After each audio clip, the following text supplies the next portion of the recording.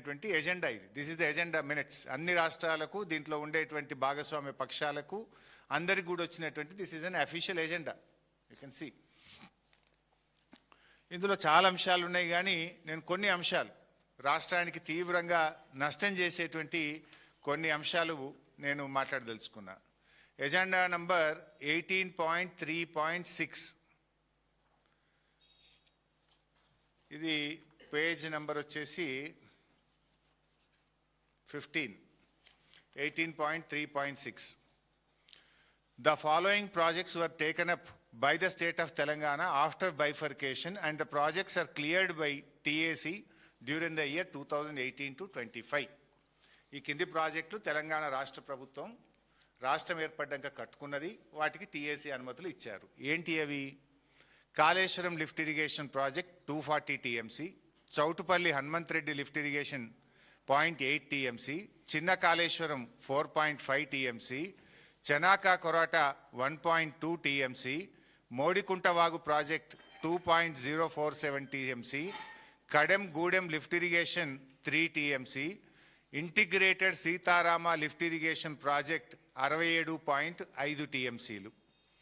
So ఈ ప్రాజెక్టులన్నిటికీ the government of AP have addressed MOWR, CWC from time to time duly protesting against these projects taken by the state of Telangana in Godavari Basin in violation of Act 2014 and requested to issue instructions to stop these projects and review the clearances of Kaleshwaram lift irrigation and other 6 projects by TAC, CWC, Government of India.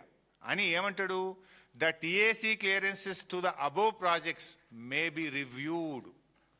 ఇప్పుడు కొత్తగిచ్చుడు కాదు, ఇప్పటికే ఆనాడు కేసీఆర్ గారి నాయకత్వంలో ఈ 7 ప్రాజెక్టులకు మేము అనుమతులు తెస్తే ఈ ఇచ్చిన అనుమతుల్ని రివ్యూ చేయాలి అని ఆంధ్రప్రదేశ్ ప్రతిపాదించింది.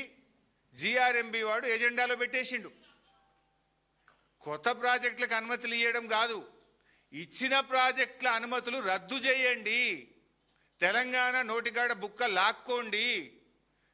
ఇప్పుడు ఖమ్మంలో నీళ్లు నడుస్తున్నాయి, సీతారామ నీళ్లు ఇలా ఖమ్మం జిల్లాలో పారుతున్నాయి, సాగునీరు వస్తున్నాయి అంటే ఆనాడు కేసీఆర్ గారు తెచ్చిన అనుమతులు బీఆర్ఎస్ నిర్మించింది. అంటే ఇచ్చిన అనుమతులు రద్దు చేయాలని, కాళేశ్వరంకు, సీతారామకు, అన్ని ప్రాజెక్టులకు 7 ప్రాజెక్టుల అనుమతులు రద్దు చేయాలని చెప్పి ఇలా ఆంధ్రప్రదేశ్ ప్రతిపాదిస్తే జిఆర్ఎంబి ఎజెండాలో పెట్టడం జరిగింది. దీన్ని ఎట్లా అర్థం చేసుకోవాలి? అసలు జిఆర్ఎంబిలో రెండు రాష్ట్రాలు ఉంటాయి.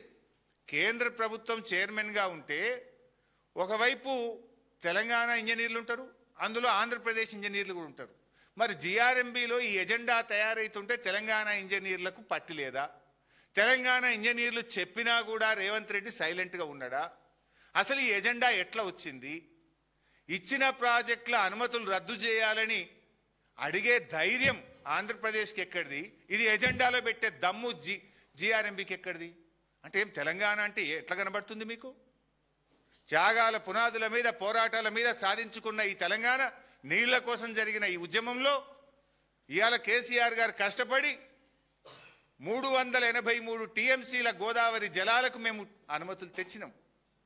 మేము తెచ్చిన అనుమతులు రద్దయితాయా? నాకు కొంచెం డిస్టర్బ్ అయితే ఉంటారు, ఏమవుతుంది? తెచ్చిన అనుమతులు రద్దయితాయా? ఈరోజు ఎంత ఇంపార్టెంట్ ఇష్యూ అంటే, కాంగ్రెస్ పార్టీ అధికారంలోకి వచ్చిన 3 ఏళ్లలో ఒక్క ప్రాజెక్టుకు కూడా మీరు అనుమతి తేలే, ఒక్క టీఎంసీకి మీరు క్లియరెన్సులు తేలే. మీరు వచ్చిన తర్వాత డిపిఆర్లు రిటర్న్ వచ్చినాయి. సమక్క బ్యారేజ్ డిపిఆర్ రిటర్న్ వచ్చింది, పాలమూరు ఎత్తిపోతల పథకం డిపిఆర్ రిటర్న్ వచ్చింది, వార్దా డిపిఆర్ రిటర్న్ వచ్చింది. ఒక్కొక్క ప్రాజెక్టులు వాపసు వస్తూ ఉన్నాయి. అప్పటికే సగం అనుమతులు వచ్చిన డిపిఆర్లు రిటర్న్ వచ్చినాయి, ఒక టీఎంసీకి అనుమతులు తేలేదు.